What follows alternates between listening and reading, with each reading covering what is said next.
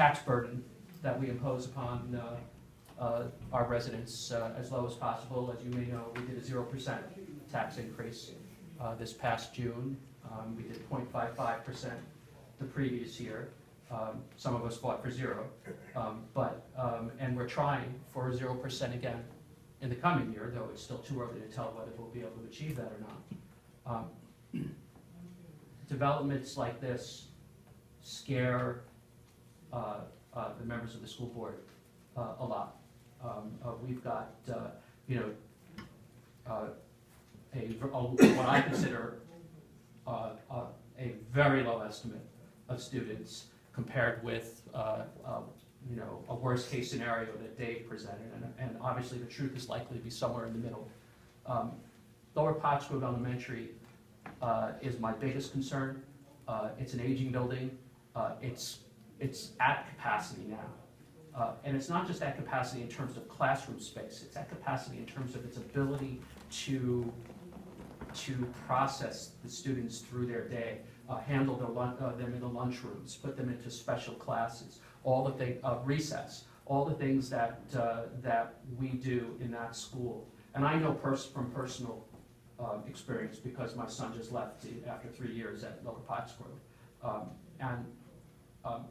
I've heard talk that we could convert the portico into additional classroom space in order to handle 50 new students, with 3 more teachers. Each teacher costs us $100,000 plus when you factor in benefits. So any new hire is going to put pressure on our costs. Converting the portico, we're talking about several $1 million. We just borrowed a lot of money to do the high school renovation.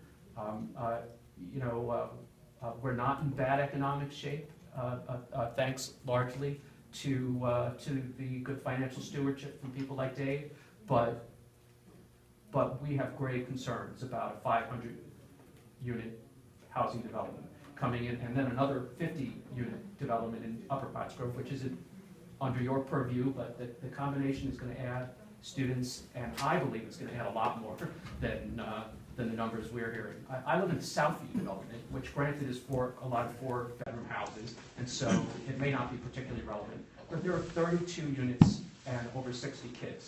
And no, not all of them go to the public schools, to your point, but the majority of them do go into the Pottsgrove School District. I just don't know how we're going to handle this. I love the idea of a hotel. I love the commercial side of this. And then I hear Dave mention that maybe that commercial isn't going to happen, or there's no guarantee it's going to happen. It's just going to cost us money. These developments cost more than the tax revenue that we get.